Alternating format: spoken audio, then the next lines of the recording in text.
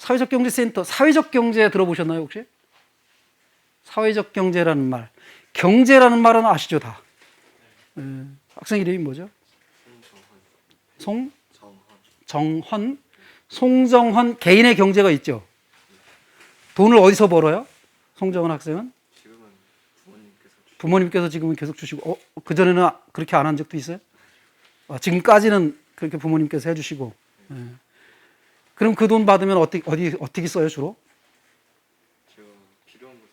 제가 필요한 걸 사서 쓰고, 그런 일을 해요. 이게 개인의 경제입니다. 조금 더 넓어지면 이 개인의 경제보다 조금 더 넓어지면 가족 경제가 있어요. 이제 부모님들이 주로 돈을 벌어오시고 어딘가에 가셔서 그 돈을 벌어오면 가족 경제는 독특한데요. 이런 경제 거의 없을 거예요. 아버님이 예를 들어서 일반적인 가정에서 아버님이 돈 벌고 어머님이 전업주부를 하신다고 예를 들 때 이것도 이제 성차별 또 되긴 하죠, 이렇게 되면. 근데 어쨌든 누군가가 밖에서 벌어오고 그거를 살림하시는 분이 남자가 살림할 수도 있긴 하긴 한데 그렇게 돈을 갖다 줘요. 근데 당신은 나한테 밖에서 일을 해가지고든 어디서 사기를 쳐든 나한테 반드시 한 달에 200만 원씩 가져와야 돼. 이런 계약서를 쓰나요? 부부 간에? 가족 간에? 없이요. 아무것도 없어요. 어떤 때는 실업자가 될 수도 있어요. 이분이. 그 밖에서 일하시던 분이 실업자가 될 수도 있는데 그래서 집에 돈 한 푼 못 가져와. 그래도 해고라는 게 없어요. 자식들 용돈도 안 줘. 그런데 어머니 해고를 시키거나 이런 것도 없어요. 그리고 여러분은 집에서 아무 일도 안 해도 먹여주고 재워주고 입혀주고 뭐 세탁해주고 차비 주고 학비 주고 이런 걸 다 부모님들이 하셔요. 아무 일도 안 해도. 세상에 나가면 그런 데가 없어요. 무조건 일을 해야 일에 대한 대가로 시급을 주든 일당을 주든 월급을 주든 이런 걸 하는 거죠. 일을 안 하는데 용돈을 막 줘. 그런데 가족밖에 없는 거예요. 이게 가정경제예요. 엄마가 밥을 해가지고 식구들 먹이면서 한 그릇에 3,000원씩 팔고 이런 거 못해요. 이런 게 없는데 어디 밖에 나가면 그런 게 불가능한 거거든요. 그러니까 어머님의 노동은 보통 전업주부들의 노동은 얼마라고 계산하는지 혹시 아시나요? 400만 원? 월 400만 원. 이거 최근 뉴스를 좀 접하신 거예요, 그죠? 예. 연봉 한 5천만 원 정도 된다는 거거든요. 전업주부들의 하는 가사노동이. 그래서 이 가사노동에 대한 거를 내가 연봉 5천만 원짜리인데 남편이 5천만 원 갖다 주나? 이게 못 갖다 주는 분도 많이 있을 거예요. 그렇다고 해가지고 근로기준법 위반이라고 해가지고 노동부에 신고 못 하죠. 네, 보통 그렇습니다. 그래서 이 가족은 정말 이건 사랑으로 그 다음에 요새 열정페이라는 말 들어봤죠? 그냥 일은 잔뜩 하는데 그냥 너 이거 배우는 게 최고지 자식들을 이렇게 사랑하는 마음으로 해야지 무슨 거기다 돈을 받을 생각을 해. 용돈은 그냥 주는 거지 무슨 구두를 닦고서 용돈을 주라고 그래. 이제 이런 비난. 이게 안 통하는 하여간 가족 경제는 정말 독특한 경제입니다. 근데 이것도 경제예요. 돈이 없으면 굴러가지 않는 그겁니다. 그러니까 이런 경제가 있고요. 그 다음에 이제 국가 경제가 있죠. 국가도 돈벌이를 좀 하나요? 국가가? 아니요. 여러분들 세금 내죠. 여러분들 세금 내봤어요, 혹시? 네. 세금 어디다 가서 내봤어요? 물건 살 때. 이거 제대로 배웠네요, 그래도. 세무서에 가서 세금을 내지는 않지만 물건 살 때 물건 값에 세금이 붙어 있어요. 그걸 가게 주인이 여러분한테 미리 받는 거예요, 세금을. 미리 받아놓고 있다가 나중에 부가세나 하여간 법인세, 소득세 이런 걸 해서 내죠. 여러분들이 미리 내는 거예요. 갓난아기도 먹는 분유에 세금이 붙어 있기 때문에 갓난아기도 세금을 내는 거예요. 이런 세금을 무슨 세금? 간접세라고 합니다. 이렇게 세무서에 가서 직접 내는 게 아니고 이렇게 누군가를 통해서 내는 세금, 이게 이제 간접세라고 합니다. 그런데 우리나라 간접세가 너무 많아요. 간접세 비중이. 이렇게 되면 안 좋은 나라입니다. 그거는. 직접세가 높아지고 간접세는 적어져야 돼요. 왜 그런 줄 아실까요? 혹시? 예. 돈 많이 버는 사람이 많이 내야 되는데 일반적으로 간접세가 비중이 높아지면 간접세는 돈 많은 사람이나 적은 사람이나 다 다 똑같이 내는 것처럼 알려져 있죠. 그죠? 근데 실제로는 돈 많은 사람이 더 적게 내죠. 왜 그러죠? 그것까지 몰랐어요? 네. 라면을 하나씩 사 먹는 사람은 계속 똑같은 값으로 사 먹죠. 근데 박스로 갖다 놓고 사 먹는 사람은 그거 20개 한 박스라고 할 때 20개짜리 딱 곱하기 해서 돈을 내는 게 아니라 한 18개 값만 내는 거죠. 그러니까 거기에 들어가 있는 세금 자체가 작아요. 그래서 이거는 간접세가 많아지면 이게 부의 균등한 배분, 그 다음에 뭐 이렇게 막 양극화 이런 것들을 조장하게 됩니다. 그래서 최대한 간접세를 좀 줄이는 방식으로 가고 직접세를 늘리는 방식으로 가야 됩니다. 근데 우리나라 아직도 간접세 비중이 OECD 국가에서 아마 최고로 높을 거예요. 그래서 이제 그렇기는 한데, 자, 여기까지 나가고 국가경제는 어쨌든 국가는 세금 받아가지고 돈벌이를 하는 게 아니라 그걸 쓰는 겁니다. 그래서 막 다리도 놓고 뭐 길도 깔고 뭐 공무원들 월급도 주고 뭐 어디 학교 운영하는데 사립학교라 하더라도 선생님들 월급을 국가에서 주죠. 강원고등학교 선생님들도 받으시는 게 국가에서 월급 받습니다. 여러분들이 학비 가지고서 부모님들이 낸 돈 가지고 하는 게 아니라 전 국민의 세금 가지고 이렇게 다 운영을 합니다. 이게 이제 국가가 이런 것들을 운영하는 거예요. 운영하는데 그 돈을 가지고 어디다 쓰느냐, 이거는 이제 국가의 철학인 거죠. 국가를 운영하는 사람들의 철학, 그리고 그것을 어디다 써라라고 결정해주는 국회, 이런 데서 이제 결정해서 이제 쓰는 거예요. 국가가 돈벌이를 할 수도 있는데 어떤 경우냐 하면 이제 국영기업체 이런 걸 만들어서 이제 거기에 직원들 뽑고 그 사람들이 만든 물건이나 뭐 서비스나 이런 것들을 판매도 하고 이용도 하고 해서 이렇게 이제 하는 게 이제 국가의 경제입니다. 중간쯤에 뭐가 있냐면 기업 경제라는 게 있습니다. 여기는 그냥 돈 버는 게 목적인 겁니다. 기업 경제는. 돈 버는 거라도 너 왜 돈 버는데, 주식회사를 하거나 개인 사업을 하거나 구멍가게를 하거나 식당을 하거나 이런 분들한테 너 그 돈 벌어서 뭐 하려고 그러는데? 라고 안 물어요. 그냥 돈 버는 것 자체가 목적입니다. 당연히 뭐 하는 일이 많죠. 가족들도 먹여 살려야 되고 뭐 본인도 먹고 살아야 되겠지만 직원들 때로는 사장이 되면 직원들도 먹여 살려야 되고 하는 이런 것들이 있는 거죠. 이게 이제 기업 경제. 이건 돈 버는 게 목적인 겁니다. 그런데 이제 오늘 딱 간판에 딱 들어와 있는 사회적 경제라는 건 뭘까요? 여기에 이제 요건데요. 영어에 social economy를 번역한 겁니다. social, society. society를 아시나요? 1학년 때 배웠나요? 단어, society라는 영어 단어가 있죠. society의 사회라는 단어인데 그거의 형용사형입니다. social economy라고 합니다. 사회적 경제라고 번역을 했어요. 사회적 경제는 뭐냐? 사회적 소셜이라는 거를 번역할 때 여러 가지, 지금은 사회적으로 번역되어 있지만 여기는 사회의, 사회에 관한, 사회를 위한 이렇게 다양한 그 문맥에 따라서 다양하게 번역될 수 있는 그런 형용사의 단어입니다. 그 social은 뭐냐면 사회의 경제라는 뜻입니다. 여기서는 사회의 경제. 사회의 경제? 사회가 뭐죠? 그러면 사회. 지금까지 얘기한 것들 중에 굉장히 많은 사회가 거론이 되긴 했어요. 자, 가족도 하나의 사회입니다. 가족도. 나 혼자 있을 땐 나 혼자니까 사회는 안 해요. 근데 나와 너 둘이 있으면 일단 사회예요. 우리가 사회입니다. 지금도 이렇게 모인 사회가 됐어요. 이거는 커뮤니티는 이제 공동체라고 번역을 하고, 근데 이 사회, 하여간 혼자가 아닌 여러 명이 모였을 때의 경제. 야, 이건 또 뭐지? 사회의 경제.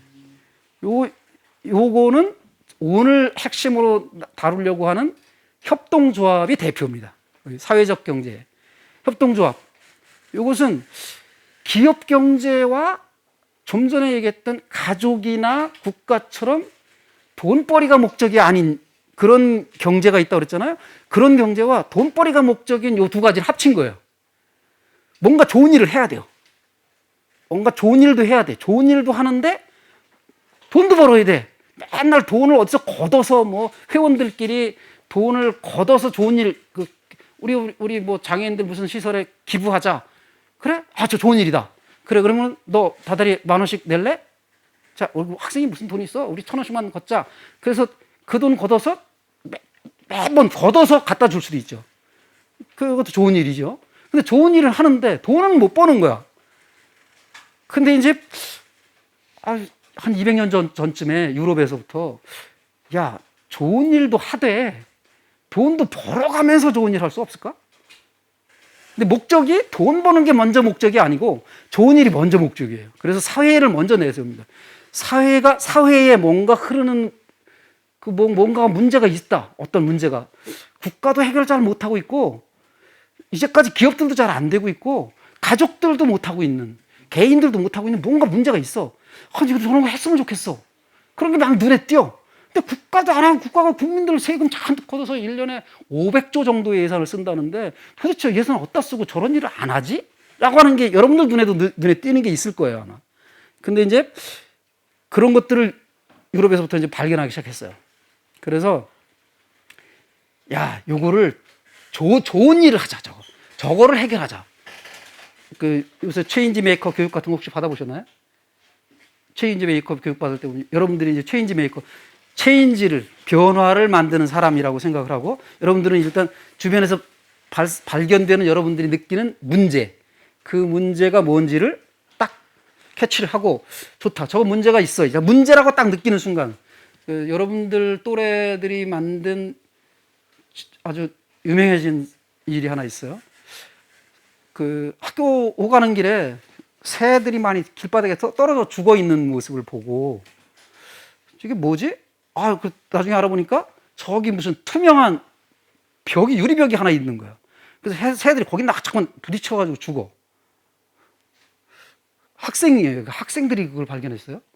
그래서 저기다 어떻게 하면, 새들이 저런 데 가서 안 부딪히는 방법 없을까? 물론 소음을 막기 위해서 저기 아파트 단지 있으니까 거기 막기 위해서 이거 하는 건 맞지만, 저렇게 또 투명하게 한 이유는 또 시커멓게 불투명하게 해놓으면 또 앞이 막혀서 갑갑하다고 또 아파트 주민들이 막 민원 넣고 하니까 이제 투명하게 한 거는 좋아. 그런데 새들이 부딪혀 죽어. 그래서 학생들이 야, 저거는 문제 아니냐? 그래서 문제는 맞았어, 이제. 그럼 저걸 어떻게 해결하지? 그래가지고 선생님들 찾아다니면서 방법이 없을까요? 이렇게 막 물은 거예요, 학생들이. 그래서 나중에는 자기들이 직접 그립니다. 거기다가 새를 그려서 붙이자. 저보다 큰 새가 막 거기 딱 걸려 있는 거야. 투명한 유리벽에. 그래서 저기 가다가 저 겁이 나. 못 가. 그래서 피해 가는 거죠. 그 새를 피하기 위해서 가서 안 죽는 거예요, 새들이. 그러니까 이런 것들, 근데 이게 돈벌이가 될까? 그래서 이제 선생님한테 상의하고, 그래서 정부기관에 얘기하고, 그래서 지금은 본인들이 돈벌이를 해서 막 하는 건 아니지만 정부에서 그런 거 나서가지고 다 해놨어요.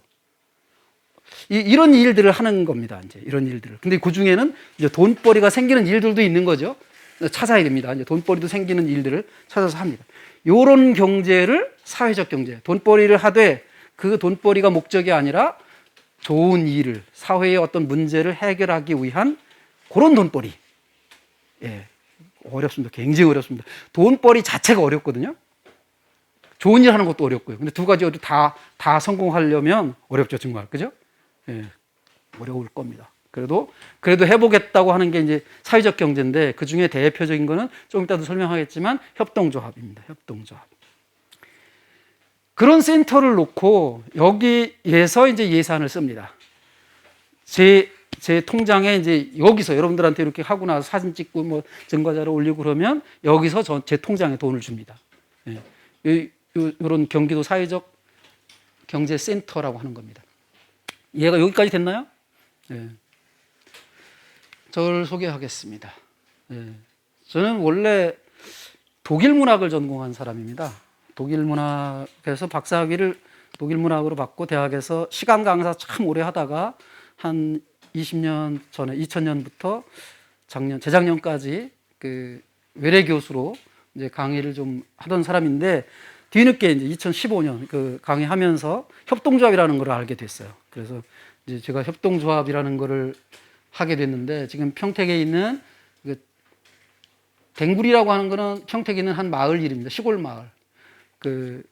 동골이라고 하는 마을이 있는데, 거기에 장애인 부모님이 태어난 집에서 모여서 공부 좀 했어요. 그래서 장애인 부모님들과 저는 사회복지법인의 이사를 맡고 있었는데, 그때 이제 함께 공부하고서 만든 협동조합입니다. 장애인 부모님들이 이제 책 읽고 뭐 글 쓰고 이런 걸 잘 못하신 분들이 많아서 제가 좀 도와드리면서 거기서 실무 일을 도와주는 사무국장으로 지금까지 있습니다. 그 공부를 좀 했고요. 그리고 이제 지금 얘기한 경기도 사회적 경제센터에서 교육 강사로 선발을 합니다. 제가 이제 자격증을 가지고 있는 게 협동조합 코디네이터라는 그 자격을 가지고 있는데 이 자격증을 가지고 있다 보니까 이제 그 경기도에서 뽑아요.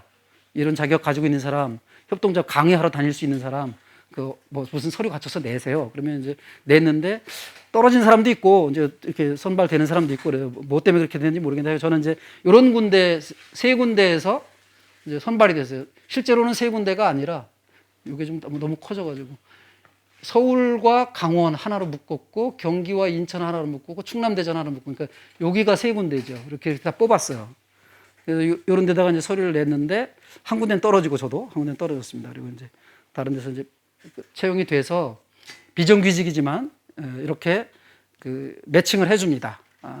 이러이러한 가온고등학교에서 유장표 선생님이라는 분이 대표로 이런 거 신청을 해주셨는데 혹시 그 선생님하고 통화하고 해서 일정 잡아서 같이 갈 수 있습니까? 이렇게 해서 이제 상의해서 오게 된 겁니다.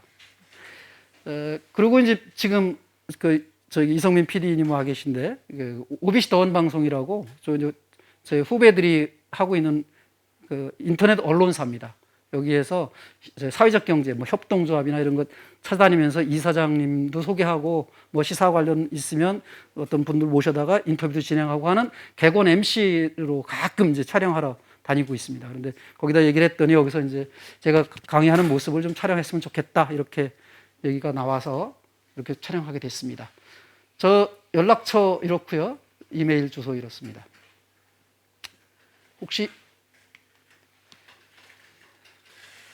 이런 사람을 들어보셨나요? 제가 책을 번역한 건 최근이고 나온 것도 최근인데 이 책이 발행일은 10월 5일로 되어 있어요. 아직 다음 달이죠. 책에는 그렇게 인쇄가 되어 있는데 실제로 책이 나와 있습니다. 오늘 한 권 제가 가져왔는데 학교에다가 기증하고 갈 테니까 유장표 선생님이 개인적으로 갖지 마시고 이렇게 도서관에 놓고 보시든가 이렇게 하시고 따끈한 책입니다. 나중에 한번 보셨으면 좋겠고 이게 두트바일러라고 하는 독일 스위스 사람인데요. 스위스가 제가 독일어 전공했다 그랬잖아요. 근데 스위스가 독일어권과 프랑스어권, 이탈리아어권 그다음에 아주 소수민족도 하나 이렇게 해서 언어가 나라는 조그만데 언어가 많아요. 근데 그중에 이제 독일어권이 제일 넓어서 독일어권에서 태어난 사람인데 이 사람이 이제 뭐 하던 사람이냐면 트럭에다 우리도 지금도 있죠. 트럭에다가 채소나 뭐 이런 거 싣고 다니면서 파시는 분들 있죠. 근데 이분이 그런 거 하던 분이에요. 뭐 부자가 아니죠. 그러니까 그냥 그런 거 하시던 분인데 차츰 트럭이 늘어납니다. 비슷하게 그런 일을 하고 싶어하는 사람들이 여러 생기고 해가지고 막 늘어나요. 그런데 이 사람은 산지에서 직접 갔다가 파니까 근데 매장도 없잖아요. 트럭에다 싣고 다니니까. 그러니까 싸게 팔 수가 있어요. 누가 제일 좋아할까요? 예. 주부들이. 되게 다 주부들이 이제 줄을 서서 이제 처음에는 트럭이 와서 뭐 식료품 판다고 그러니까 주부들이 이제 뭐야 저거 가게가 없이 그냥 저런 트럭에다 놓고 온 걸 팔아? 저 물건 믿을만해? 믿을 수 있어? 만약에 저 사람한테 돈을 주고 물건을 샀는데 저 사람 가버리면 뭐 저기 누군지도 모르고 연락처도 모르고 어디 가서 환불을 받거나 항의를 해야 되지? 막 이 쭈삣쭈삣 거려요. 처음에는. 요때부터 이 사람은 이제 그 신뢰를 주부들한테 신뢰를 잊지 않기 위해서 가는 시간까지 이제 맞추려고 애를 쓰고요. 막 이렇게 하면서 이제 주부들한테는 엄청난 신뢰를 얻습니다. 왜? 써보니까 굉장히 좋은 물건들이 식료품들이. 그런데 값은 싸. 최고잖아요. 주부들한테. 값도 싸고 제일 좋은 거. 그러니까 주부들이 되게 좋아요. 근데 이분 누가 싫어할까요? 그렇죠. 임대료 계속 내는 가게집 사장님들은 임대료 내느라고 그렇게 싸게 못 팔아. 내가 돈 벌어가지고 임대료를 50만 원, 60만 원 내야 되는데 저 사람처럼 어떻게 싸게 팔아. 그러니까 막 반대합니다. 이 사람이 점점 커지거든요. 점점 커지고 나중에 이런 소매상들, 그 식료품 소매상들만 반대하는 게 아니라 뭐 난리가 나요. 대기업들, 뭐 재벌들 이런 사람들이 이제 막 그 이른바 그 우리 유럽에서는 재벌이 좀 다르긴 한데 콘세런이니 뭐 신디케이트니 뭐 이런 카르텔이니 이런 데서 이제 막 이 사람을 상대로 뭐 소송도 제기하고 경찰 부르고 트럭이 와서 도로교통법 위반하고 있어요 막 신고하고 트럭 강제로 경찰이 와서 끌고 가기도 하고 막 이런 일들을 당합니다. 그러면서도 이 사람은 계속 싸워서 이겨요. 그 이기는 기저의 배경은 소비자들이에요. 주부들이 뭐 이 사람 잡혀가거나 막 트럭이 어디 뭐 끌려갔다 막 이러면 막 주부들이 나와서 막 같이 싸워줘요. 막 항의하고 뭐 그 좋은 분인데 왜 그거 그렇게 하느냐, 왜 우리들한테 싸게 파는 게 좋은 건데 왜 그러냐 막 이렇게 해주죠. 이거를 언론들도 싫어합니다. 언론들도 전부 다 그 재벌들 편이에요. 대기업들 편. 그래가지고 이 사람 언론도 욕먹고 정치권도 다 이 사람 욕을 했었어요. 그런데 지금 하여간 죽은 지 오래됐고요. 이 사람이 어디까지 컸냐면 언론사가 자꾸만 욕하니까 언론사를 차려요. 자기가 그냥 신문을 내버려. 그리고 나중에 정치인들이 하도 자기를 방해하기 위한 법을 무지하게 막 만듭니다. 그러니까 자기가 국회의원이 돼버려. 정당을 만들어. 막 여기까지 갑니다. 지금은 스위스 사람들이 가장 중요하게 생각하는 인물, 스위스 역사 전체를 놓고 그냥 누구 사람 이름 안 주고 스위스 사람들한테 묻는 거예요. 스위스 역사를 통틀어서 제일 중요한 인물이 누구야? 그랬더니 조사할 때마다 1등은 아인슈타인이에요. 아인슈타인은 근데 스위스 사람이 아니야. 독일 사람이야. 그런데도 스위스 사람들이 계속 1등을 꼽아요. 2등은 거의 매번은 아니지만 지금 3번 한 거 봤거든요. 이 사람이 2등 합니다. 2등. 고틸 두트바일러. 2등이에요. 나머지 사람들은 제가 이름 들어봤어요. 5등까지. 100등까지 제가 쭉 명단 봤는데 중간중간에도 이제 좋은 사람들이 내가 알고 있는 인물들이 많이 나오는데 나머지는 3, 4, 5등은 알겠어요. 근데 이 사람 이름은 처음 들어봤어요, 저도. 근데 이 사람이 결국 전기를 번역해 놓고 보니까 스위스 분들이 왜 스위스 사람들이 이 사람을 이렇게 중요하게 생각하는지 알겠다. 이 사람이 엄청난 부자가 돼요. 부자가 굉장히 그걸 다 온갖 모함과 방해와 막 이런 걸 뚫고 이겨요. 그래서 부자가 되는데 그 많은 재산, 회사도 엄청 많이 거느립니다. 그 막 현대그룹 정도? 막 자회사들이 그렇게 많아요. 혼자서 개인이 막 그렇게 운영해 나가는 회사들이 이렇게 많은데 나중에 이런 생각을 합니다. 이걸 다 내놓거든요, 재산을. 전 재산을 기부합니다. 기부하는데 생각의 흐름이 어디까지 가는 거냐면 이렇게 가요. 이 돈이 어디서 쌓였지? 이 많은 돈이, 내 재산이 이게 어디서 생긴 거지? 소비자들이 분명히 조금씩 비싸게 주고 샀을 거야, 나한테. 분명히 자기는 싸게 팔았는데도 그래도 더 싸게 팔 수 있었는데 그분들이 조금씩 나한테 돈을 더 내고 산 거야. 그러니까 저렇게 쌓인 거야. 이런 마인드를 보통 그 사업하시는 분들이 잘 안 갖죠. 저건 다 내가 노력해서 번 돈인데 무슨 누가 뭐라고 그래. 뭐 실제로 저 기부 안 했다고 욕할 사람도 없어요.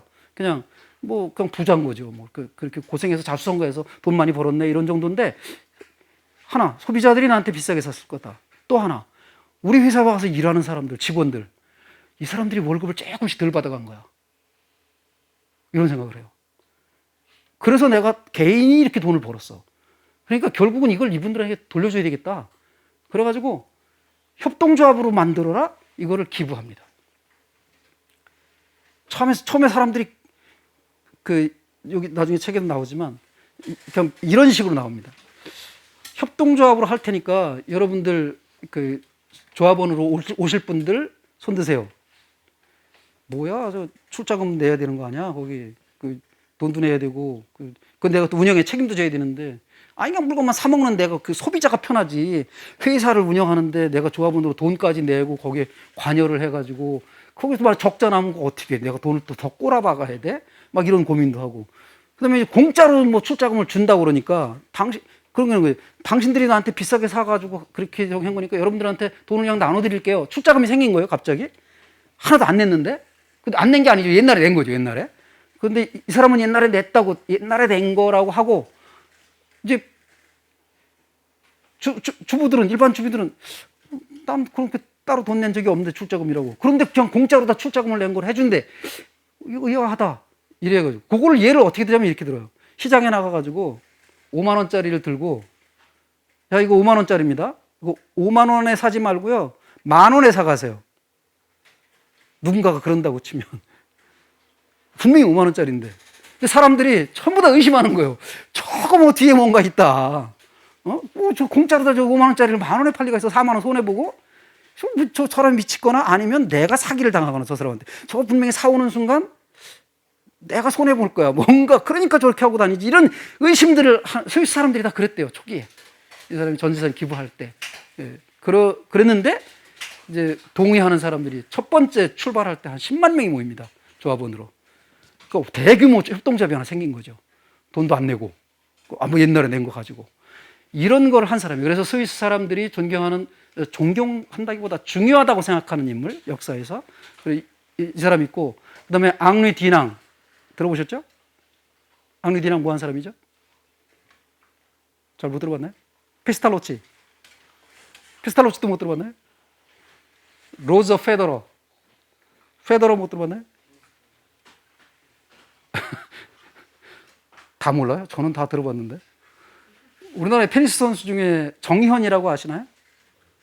예, 옛날 어디하고 어느 사람 유명한 사람하고 붙어가지고 발바닥에 물집 생겨가지고 중도에 포기하고 그래가지고 안타깝게 친 정말 젊은 친구 저도 안타까워 그때 그 장면을 막 봤는데 그랬던 정현이라고 있어요. 그 사람하고 붙었던 사람. 그 사람이 로저 페더러거든요. 그 다음에 스위스 사람이에요. 스위스 사람들이 살아있는 사람 중에 중요한 인물로다 그 사람을 꼽아요. 예. 살아있는 사람 중에 유일해요, 그 사람이. 로저 페더러가. 근데 나머지 사람들은 스위스 사람들이 아닌데도 아인슈타인도 스위스 사람 아닌데도 스위스 사람들이 중요하게 생각하는 거는 상대성 이론이라고 하는 E 이퀄 MC 자성이라고 하는 그걸 이론을 발견해낸 게 스위스에 와서 직장 생활할 때였어요. 그거 하나를 가지고 계속 아인슈타인을 스위스하고 엮어냅니다. 스위스 사람들이. 그렇게 아주 독특하죠. 근데 이 사람이 이제 2등 하는 사람입니다. 이 사람은 이제 번역을 한 거고요. 나중에 한번 참고해 보십시오. 여러분들한테 이제 알고 싶은 거를 좀 여쭤봐야 되는데 왜 협동조합 만들려고 했는지를 좀 한번 들어보고 싶거든요. 다 들어볼 수는 없을 거예요.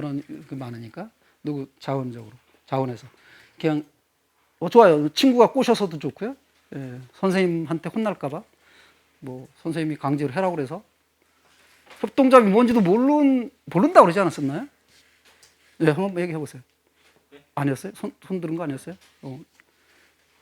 아니, 자연스럽게 협동조합 왜 만들려고 하죠?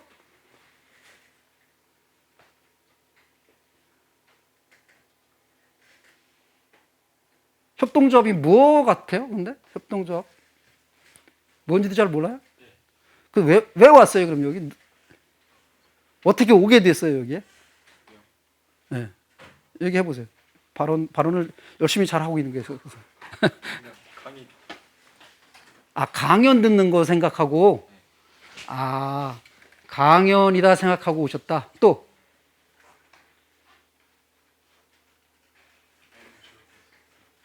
예? 뭔가 알면 좋을 것 같아서. 예. 그럼 사전에 협동조합에 대해서 따로 공부한 적은 없으신 거예요? 미리 우리 협동조합 한번 학교 협동조합 한번 만들어 볼 테니까 우리 학생들과 선생님들이 함께 힘 모아서 그 학부모님들도 그다음에 지역사회 주민들한테도 홍보해서 조합원으로 좀 오게 하고 뭐 이렇게 하자 이런 얘기들이 학교에서 막 돌고 그래서 그거 괜찮을 것 같다 나도 한번 해볼까 이렇게 해서 온 게 아니에요? 그런 게 유정표 선생님. 그러기엔 애들이 학교 너무 못 못 왔었어요. 왔군요. 그렇게 전부 다 집에 있었고. 그래서 그럼 한 반입니까? 여기는 같은 반이에요? 중점이라는 게 따로 있어요. 예?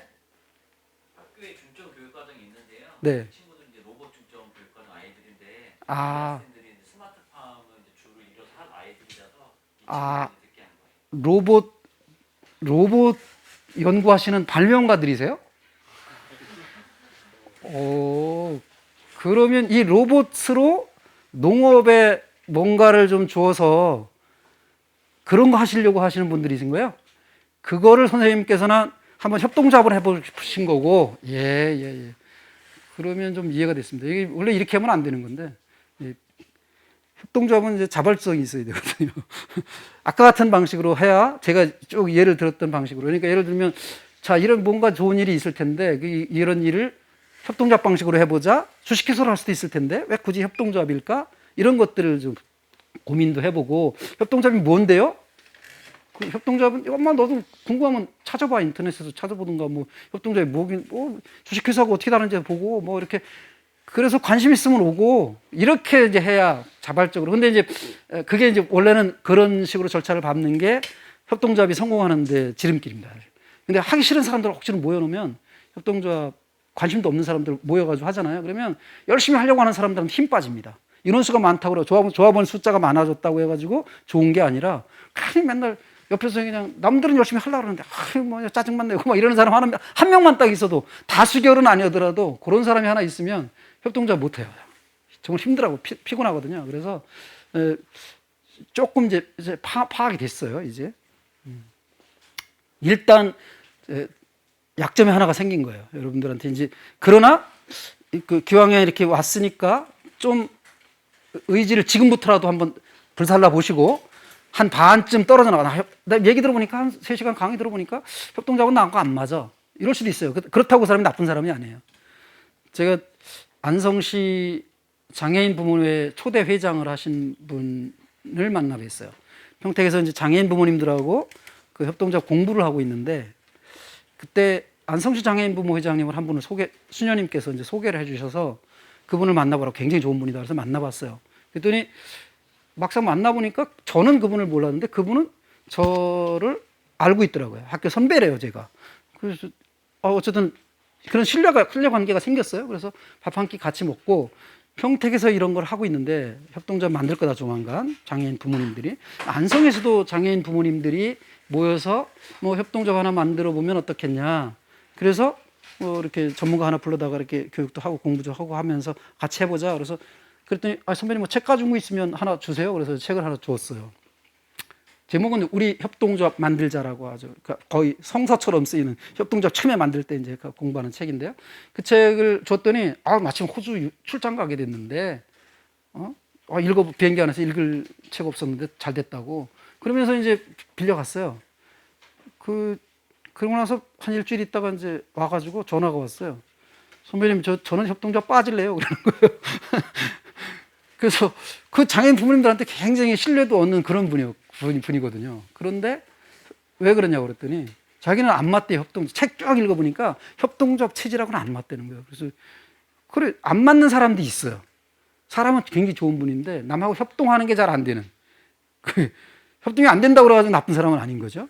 근데 어쨌든 협동이 잘 안 된대요. 그래서 얘기를 들어봤더니 본인이 그 장애인 부모님들을 모아놓고 회의를 맨 처음에 조직할 때 자기 자녀가 발달장애인이라 그 자녀 신경 쓰는 것도 힘들어 죽겠는데 부모회 활동해? 남의 자식까지 막 신경 써야 돼? 그러니까 안 나오는 거예요. 그런 사람들을 모아서 혼자 고민하지 말고 우리 같이 해보자. 나라에서 잘 안 해주지 않냐. 뭐 이것저것 뭐 지원하는 거 있긴 하지만 여기 그래서 부모들이 모이는 게 필요하다고 하니까 이 사람 저 사람 모여서 식사도 하고 차도 마시고 그러니까 돈이 들어가잖아요. 자기 돈을 다 쓴 거야. 돈도 좀 많아요. 그래서 그 해 동안 쓴 돈이 한 4천만 원 된대요. 자기가. 근데 그거 누구도 말하지 않는 사람이 없는 거예요. 그냥 내 돈 내가 쓰는 거니까. 근데 협동조합을 하면 그렇게 쓸 수 있어요, 없어요? 조합원들이 동의 안 하면 그거 못 씁니다. 이 사람 저 사람이 야 왜 그 돈을 그런 데다 써? 이라고 하는 사람이 나오면 그 영수증 가져와 봐. 뭐 이러는 거예요. 그 투명하게 뭘 운영해야 되니까. 그러니까 자기는 개인 기업하는 게 체질이 돼 있어서 그냥 돈을 벌어서 좋은데 그냥 내가 쓸게라고 하는 거는 맞는데 협동 이렇게 하는 거는 안 맞다고 그러더라고요. 그러니까 여러분들도 잘 들어보시고 나 협동하는 게 맞다라는 사람이 있어요. 저는 딱 체질이에요. 저는 저 대학원 다닐 때 고등학교 교사 자격증이 있어서 교사를 하면서 대학원을 다녔는데 그때 저한테 독일어를 배운 제자가 어느 날 와서 서울에 사는데 저한테 전화가 왔어요. 어디 계시냐? 나 집에 있다. 지금 평택역 근처인데 그래? 택시 타고 와. 그래서 우리 집에 도착을 해가지고 요새 어떻게 지내세요? 그 친구가 이제 물은 거죠. 걔도 성인이 한참 됐죠. 근데 그럼 너는 어떻게 지내냐? 이제 나 어떻게 지낸다? 난 장애인 부모님들 그 에바다 법인의 이사인데 그 이사로서 부모님들의 욕구를 못 다 충족시켜드려서 그게 걱정이고 막 그렇다. 이런 얘기를 고민을 그 당시에 그 친구한테 이제 늘어놓은 거죠. 그랬더니 이 친구가 선생님 협동조합을 해보시지 그래요? 그러는 거예요. 협동조합이 뭐야? 뭐 농협 같은 거? 그러니까 제가 첫 마디가 그거였어요. 협동조합이 뭐야? 농협 같은 거? 그랬더니 뭐 농협도 협동조합이긴 한데 국제사회에서 농협은 협동조합의 정신을 다 잃어버리고 돈만 아까 얘기했죠. 좋은 일을 하자는 게 목적인데 협동조합이 그래서 돈도 벌자는 건데 목적은 다 사라지고 돈 버는 데만 혈안이 돼서 조합원들이 주인인 것도 사라지고 그런 것으로 국제사회에서 이미 협동조합 그거를 잃어버렸다 이렇게 얘기를 하면서 정말 뜻도 좋고 그 돈도 좀 벌 수 있고 그런 것들을 찾으면 있습니다. 한번 부모님들과 함께 공부부터 해보시죠. 그래? 그래서 한번 그 얘기를 들었어요. 그 친구가 일어날 때쯤에 보니까 시간을 보니까 한 2시간쯤 된 거예요. 그러니까 앞부분 조금 이런저런 빼놓고 1시간 반 정도는 협동조합 강의를 들었어요. 개인적으로 그 친구한테. 그 정도 듣고서 제가 뿅 갔어요. 그 친구 일어나서 갈 때 그랬어요. 너 조금 아까 들어올 때는 내 제자라고 그러면서 들어왔는데 지금부터 내가 너를 반드시 스승으로 모시겠다. 그렇게 했어요. 그래서 지금 그 친구하고 무슨 관계를 맺었는 줄 아세요? 제승 관계라고 그러는데 제가 만든 단어입니다. 제자가 스승이 됐다고 그래가지고 제승 관계라고. 그 친구가 자꾸 부담스럽다고 얘기하는데 저는 어디 가든지 이 책에도 그렇게 썼어요. 제승 관계라고. 옮기니의 말을 쓸 때. 그 스승이죠. 협동조합에서는 스승이에요. 독일어는 제가 가르쳤지만 협동조합은 그 친구가 가르친 거거든요. 그래서 딱 배워보니까 저한테는 체질이 딱 돼요. 제가 굉장히 많은 활동도 하고 했는데 그런 것들도 물론 그때마다 좋긴 했지만 지금은 이거 협동조합이 저한테는 딱 맞구나. 제대로 맞는 옷을 저한테 입혀줬구나, 이 친구가. 그래서 저는 이 제자이면서 스승인 이 친구를 지금 끝까지 함께 가기로 했습니다. 여러분들도 제 강의를 3시간이나 들었는데 뿅 가지 않는다 그러면 여러분들 체질이 아닐 수도 있어요. 그러니까 고민 더 해보셔야 돼요. 협동조합에 꼭 다 함께 하지 않아도 되고 기본적으로는 5명 이상이면 되거든요. 협동조합.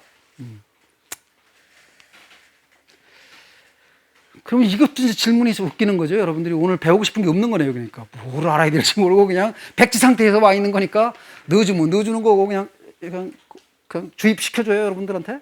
그냥 외우게 하고 시험 보고 그러면서 그렇게 할까요?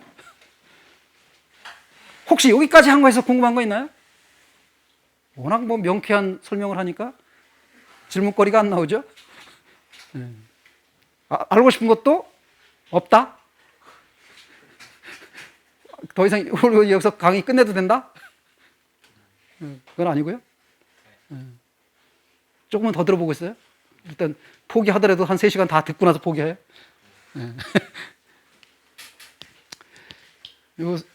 요거를 소개하겠습니다. 소개 영상인데요. 이게 영상이 파일이 따로 돼 있죠. 그래서 이거를 하려면 꺼가지고 해야 되나요? 이거는 꼭 경기도에서 만든 영상인데 이거를 꼭 보여주라 그러더라고요. 경기도 사회적 경제센터가 지역 주민과 함께합니다. 사회적 경제란 다양한 사회 문제의 대안으로 등장하여 공동의 이익을 함께 추구하는 경제 활동을 말합니다. 이를 지원하고자 2020년 경기도 사회적 경제센터가 설립되었습니다. 센터는 다양한 지원 사업을 통해 사회적 경제 전문기관 업무를 수행해 나갈 것입니다. 정책 연구, 실태 조사를 통해 정책 발굴에 힘쓰고 홈페이지, 소통 채널 운영 등 홍보 활동을 전개하여 사회적 경제 인식을 확산시키고 사회적 경제 조직과 협업하여 네트워크 활성화를 지원하겠습니다. 또한 다양한 올 오프라인 채널을 통하여 판로 지원하며 사회적 경제 조직 설립 지원, 인재 양성 등을 통해 기반을 다질 수 있도록 하겠습니다. 경기도 사회적 경제센터가 소통과 협력을 통해 함께 사회적 가치를 만들어 가겠습니다. 짧지만 간략하게 되어 있는 영상이었고요. 이 정도면 이해가 되시죠? 어떻게 해서 그냥 제가 아까 구두로 설명한 것과 전체 화면 끝내기. 요거를 끄면 되겠구나.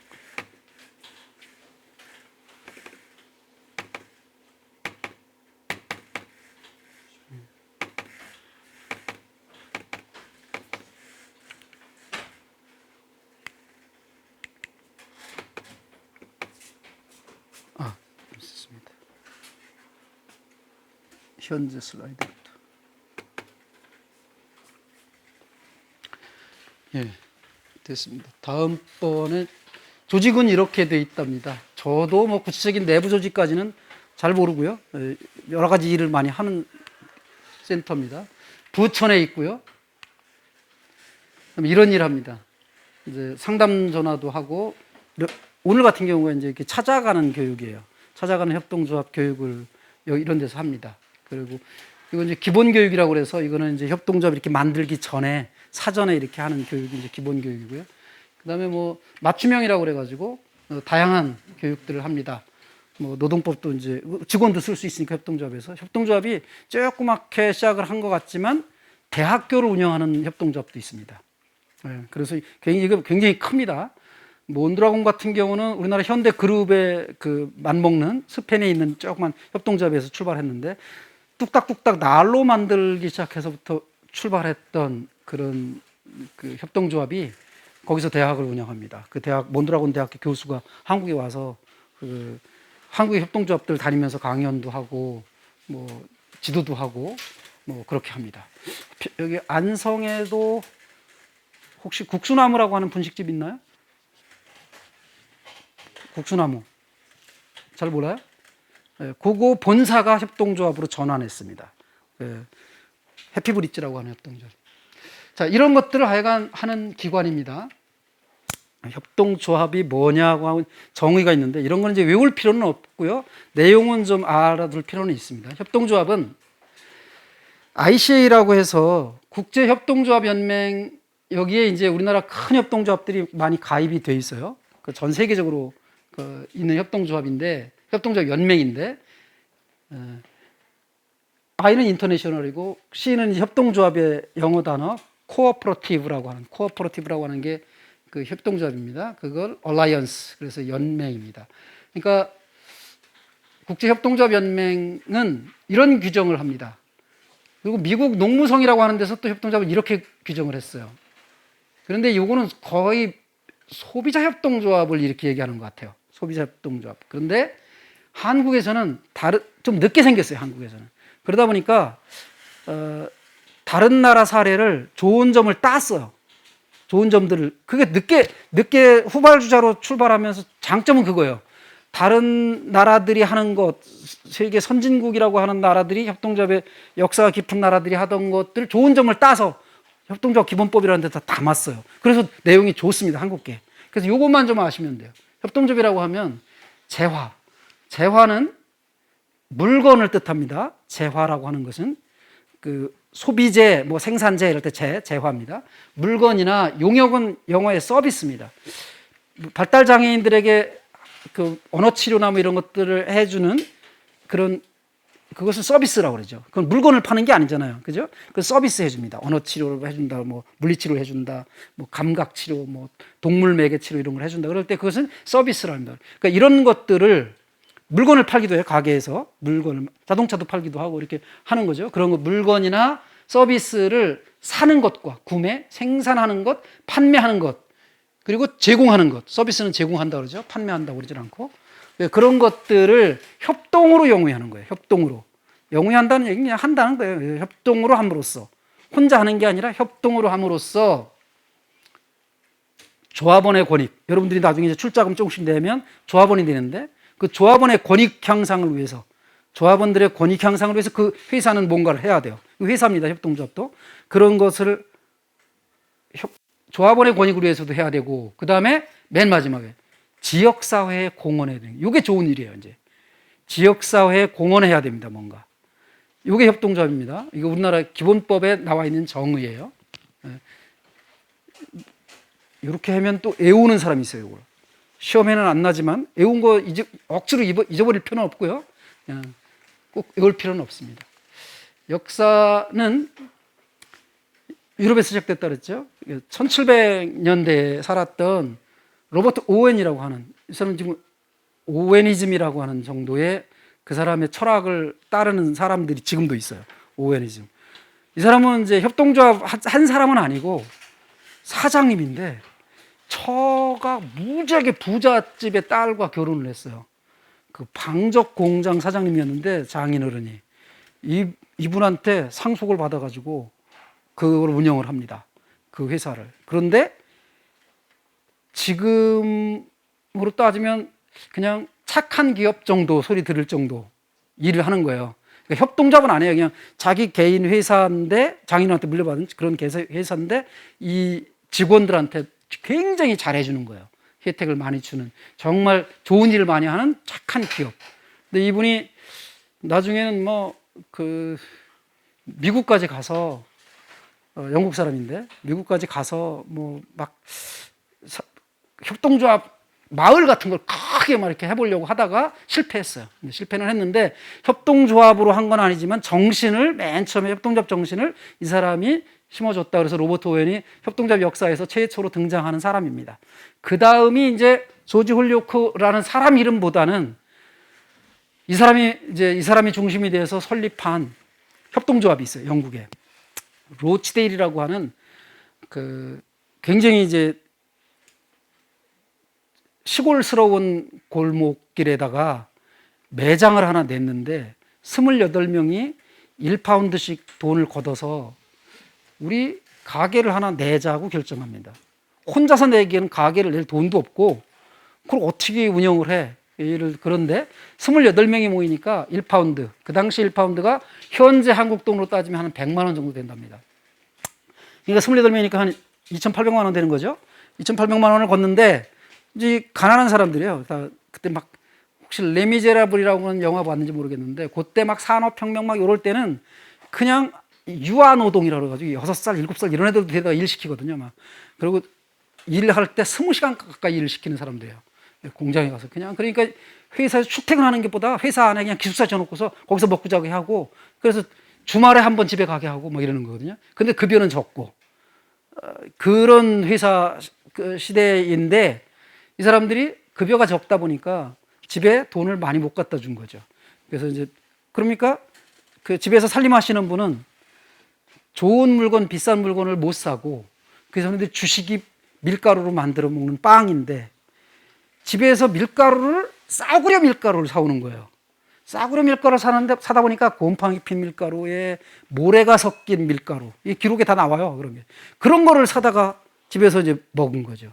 이게 그렇다고 좀 좋은 거 그런 거 안 된 거를 사려면 비싸고 월급은 적고 이 고민을 한 거예요. 그래서 야 똑같이 질 좋은 거라도 우리가 직접 사다가 도매로 띄어다가 우리끼리라도 좀 공동구매해요. 그러니까 공동구매를 해서 좀 싸게 우리끼리 싸게 좀 나눠 먹을 수 없을까? 이렇게 생각을 한 거예요. 근데 누군가 가게를 지킬 사람은 없어. 다 일해야 되니까. 그래서 야 어떻게 하지? 평일에는 못 열어. 그리고 우리 주말에 집에 갈 때 한 군데 모이자. 그래서 거기서 나눠 가자. 우리가 사온 거. 그래서 밀가루를 공동으로 떼어다가 한 군데 놓고 거기에 모이는 거예요. 28명이. 모여서 이제 한 포씩 두 포씩 사가는 거죠. 근데 떼어온 값을 다 알아. 얼마에 떼왔는지. 예를 들어 한 포에 10,000원에 떼왔어. 근데 10,000원을 주고 사가면 똔똔이야. 근데 저쪽에서는 15,000원에 파는 거야. 소비자들은. 일반 소매상에서는. 근데 10,000원에 계속 10,000원에 떼온 거 아니까 10,000원에 사가면 남는 게 없잖아요. 이 회사는 안 굴러가잖아, 그냥. 자기들이 계속 똑같은 돈 걷어서 싸게 사는 건 좋은데 계속 그 일을 해야 되는 거야. 그러다 보니까 합의를 하죠. 야, 저 소매상에서 사는 것보다는 조금 싸게. 그렇지만 떼온 거보다는 조금 비싸게 주고 사가자, 우리 서로. 그 조금씩 회사에다 돈을 남기자. 요래 회사가 크니까. 요걸 합의한 거예요. 그래가지고 좋은 물건을 싸게 사가면서 돈이 계속 쌓입니다. 이렇게 해서 성공을 했어요. 그 회사가. 그 로치데일이라는 건데요. 협동조합에, 이게 지금 박물관입니다, 지금은. 이 자리입니다.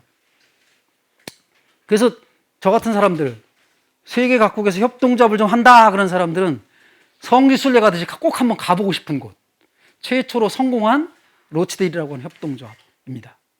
예, 나중에 여러분들도 협동조합 잘 하셔서 이런 데 한번 단체로다 여행도 한번 가보고, 예, 그럼 코로나가 일단 없어져야 되겠죠. 예, 코로나는 제가 한번 치워놓을 테니까 걱정하지 마시고 한번 다녀오셨으면 좋겠습니다.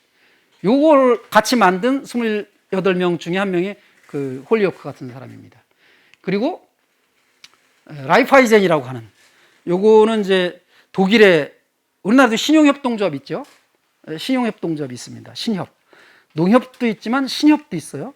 농협은 농민들이 출자해가지고 돈을 걷어서 한 거고요. 이 신용협동조합은 은행에서 돈 받기 힘든 사람들이 주로 사채를 얻었었어요. 독일에 번역한 사람은 면장급이라고 했어요. 면장급. 라이프하이젠 사람 이름입니다. 독일의 한 사람이 공무원인데 시골에 이제 발령을 받은 거예요. 근데 발령받아서 가보니까 시골 사람들이 뼈 빠지게 일을 해요. 농민들이. 일은 뼈 빠지게 하는데 가난해. 그래서 왜 그런가 쭉 지켜본 거예요. 이 공무원이. 그래서 지켜보니까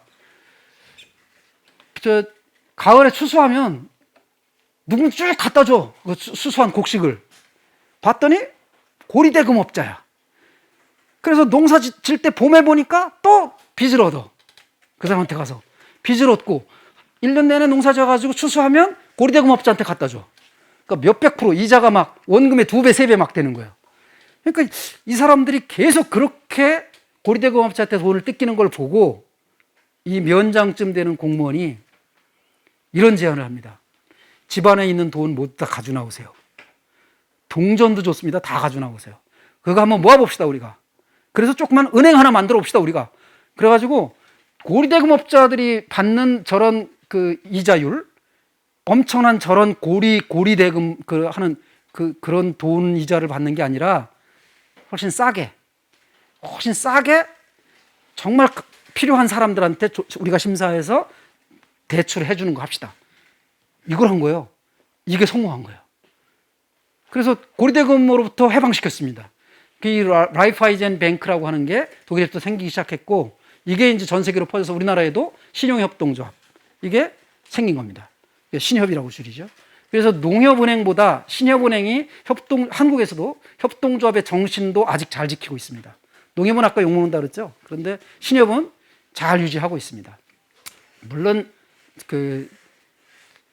아주 속속들이 다 들어가면 이제 거기도 뭐 이제 하자가 있고 뭐 이렇게는 하겠지만 사람들이 하는 거니까. 예, 이건 넘어갑니다. 협동조합에 7가지 원칙이 있습니다. 근데 너무 마냥 떠드는 것 같아요, 저 혼자서. 그래서 시계가 없어서 한 10분간 쉬었다 해도 될까요? 계속 할까요? 10분간 쉬었다가 계속 쉬어요? 10분간 쉬었다가 다시 만나겠습니다. 예.